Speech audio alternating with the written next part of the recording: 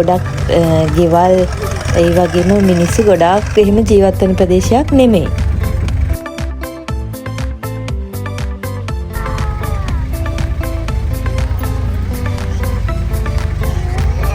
මෙතෙන්ට යද්දි නම් චුට්ටක් විතර අපහසුතාවයක් තිබුණත් එතෙන්ට ගියාට පස්සේ නම් ඇත්තටම ඕන කෙනෙකුට ආස හිතෙනවා. මොකද ඒ තරම් ලස්සනයි වටපිටාව. දවස් කීපයක නිවාඩුවක් ගත කරලා එන්න නම් කියාපු තැනක් තමයි සූර්ය කැම්පින් එක. ඔන්න ඉතින් දැන් අපි එතෙන්ට ලං වෙලා ඉන්නේ. ඉතින් අපි දැන් මේ ඇවිල්ලා ඉන්නේ කන්ද උඩටම වෙන්න. ඉතින් මෙතෙන්ට කරන්ට් එක නැහැ. ජෙනරේටර්ස් වලින් තමයි ඔක්කොම වැඩ කරන්නේ.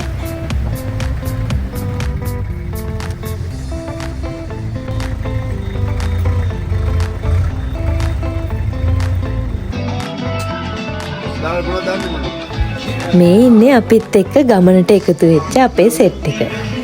ඉතින් අපි මෙතෙන්ට ඇවිල්ලා රූම්ස් වලට ගිහිල්ලා පොෂ් දාලා ඊට පස්සේ අපි මේ රෑ කෑමට ඇවිත් ඉන්නේ.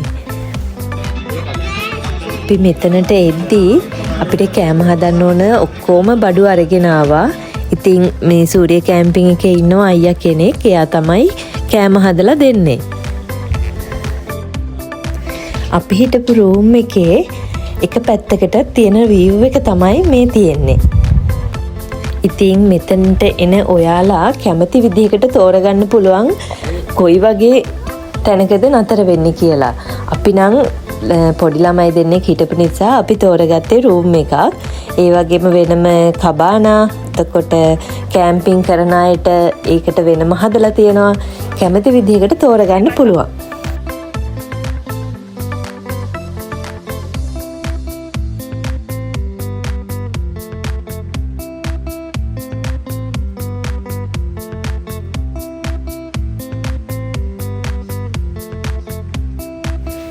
ඉතින් මේ තියෙන්නේ ඊළඟ දවසේ උදේ.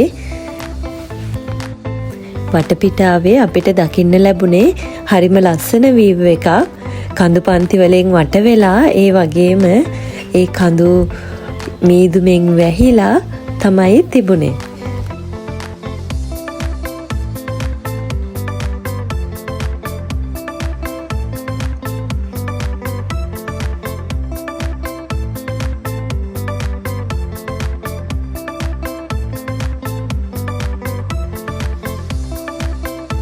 මේ ඔයාලා දකින්නේ එනසල් ගස්.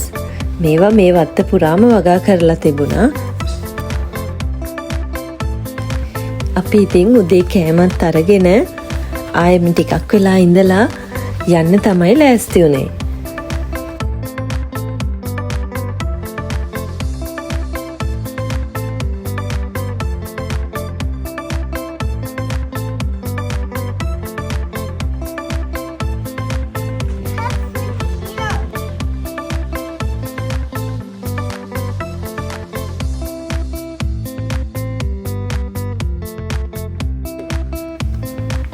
ඉතින් යන්න යද්දී අපිට පොඩි ප්‍රශ්නයකට මුහුණ දෙන්නත් වුණා. අපි ආපු වාහනේ ස්ටාර්ට් වුණේ නැහැ. ඊට පස්සේ අපි ඒකත් හදාගෙන ආයෙම අපේ ගමන යන්න පිටත් වුණා.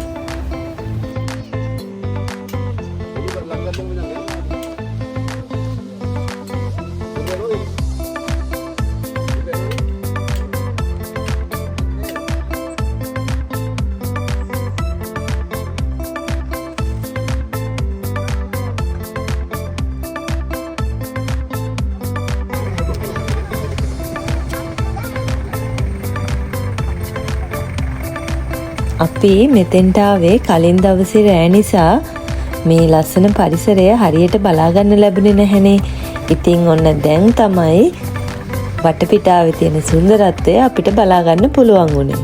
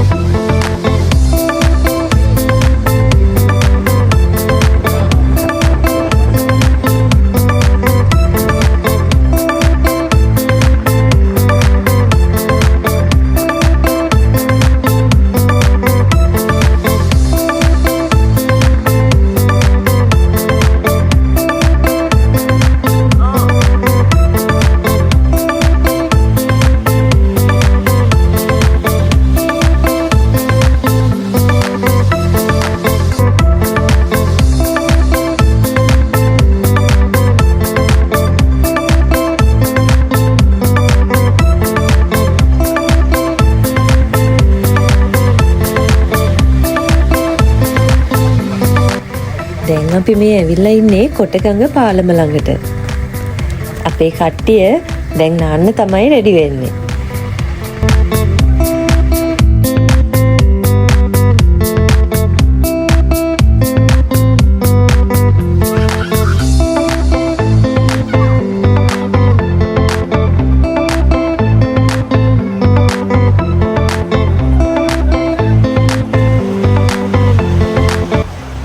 මෙතෙන්ට තව ගොඩක් කට්ටිය ඇවිල්ලා හිටියා මේ වගේ නාන්න විනෝද වෙන්න. ඒ වගේම විනෝද චාරිකා ආපු කට්ටිය.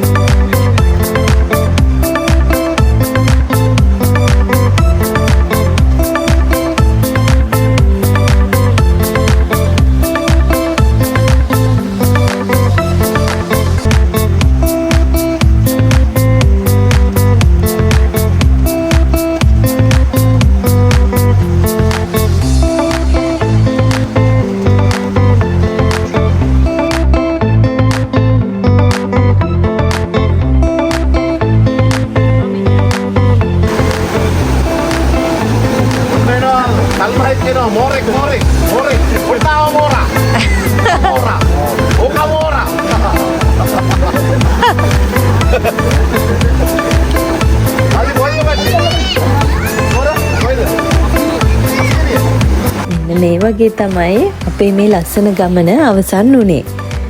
ආයෙ දවසක තවත් ලස්සන වීඩියෝ එකකින් හමු වෙමු. ඔයාලට සුබ දවසක්.